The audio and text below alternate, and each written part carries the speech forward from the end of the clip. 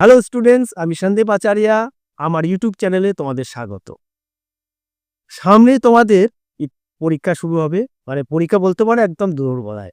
তো আজকে আমি আর বেশি তোমাদেরকে বিলম্বিত না করে তোমাদের আজকে যেটা আমি সাজেশন দেব সেটা হচ্ছে কি হিস্ট্রি, মানে মাইনর হিস্ট্রি, যেটা ডিএসসি, সে কিছু আমি সাজেশন দিচ্ছি, মানে 100%। সেই সাজেশনটা কিন্তু 100%, এটাই তোমরা প্রিপারেশন নিয়ে যাও, তবে 100% কিন্তু তুমি কমন পাচ্ছ এবং পরীক্ষা একদম পুরো সাকসেস।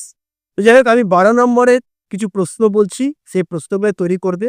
তো 12 নম্বরের আমি ফার্স্ট কোশ্চেন বলছি, কুষাণদের উত্থান সম্পর্কে লেখো, অথবা প্রথম কনিষ্কের কৃতিত্ব লেখো। এই দুটো প্রশ্নের মধ্যে তোমাকে একটা কিন্তু তুমি আসছে, এটা ভালো করে প্রিপারেশন নেবে। এবং নেক্সট যেটা তোমাকে পড়তে হচ্ছে, যে কোশ্চেনটা, সেটা হচ্ছে প্রাচীন ভারতের ইতিহাসের উপাদান হিসাবে লেখমালাগুলি সম্পর্কে আলোচনা কর। প্রাচীন ভারতের ইতিহাসের উপাদান হিসেবে লেখমালাগুলি সম্পর্কে আলোচনা কর। ভেরি ভেরি ইম্পর্টেন্ট প্রশ্ন।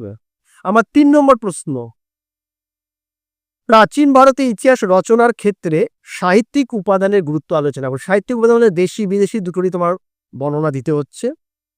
এবং পরবর্তী যেটা হচ্ছে আমার প্রশ্ন 12 নম্বরে, প্রাচীন ভারতের ইতিহাস পুনর্গঠনে মুদ্রার গুরুত্ব আলোচনা করো। ভেরি ভেরি ইম্পর্টেন্ট প্রশ্ন। এবং তার সঙ্গে তুমি পড়ে রাখবে শাসক হিসেবে গৌতমীপুত্র সাতকর্ণী কৃতিত্ব আলোচনা করো।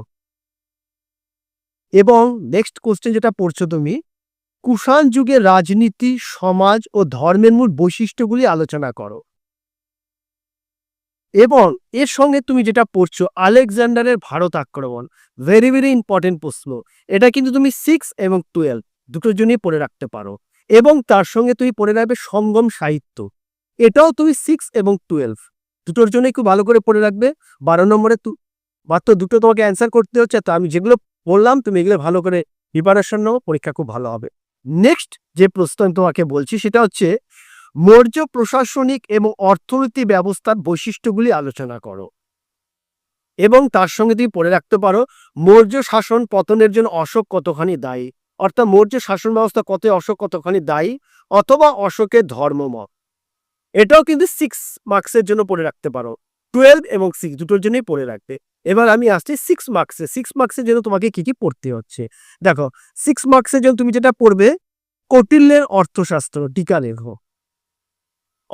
অশোকের ধর্ম, যেটা আমি আগেই বলেছি, এটা পড়ে রাখবে।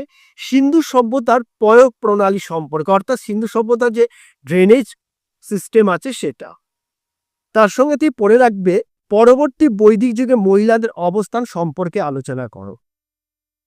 এবং তুমি আরো যেটা পড়ে রাখবে, প্রাচীন প্রস্তর হতে মধ্যপ্রস্তর সংস্কৃতি সরঞ্জামে ও হাতিয়ারের বিকাশ ইতিহাস সম্পর্কে লেখো। এবং শেষ প্রশ্ন যেটা তুমি পড়ে রাখবে, হরপ্পার নগর পরিকল্পনা সম্পর্কে পড়ো। এটা 6 মার্কসের জন্য। বাস এই কয়েকটা তুমি পড়ো, 12 এবং 6। 3 মার্কসের প্রশ্ন কিন্তু আমি বলছি না স্পেশালি ভাবে, এর কারণ 12 এবং 6 এই দুটো যখন তুমি তৈরি করবে, তার থেকে তোমার 6 মার্কসের অ্যান্সার কিন্তু তুমি পেয়ে যাচ্ছ, মানে পুরোপুরি কমন পেয়ে যাচ্ছ।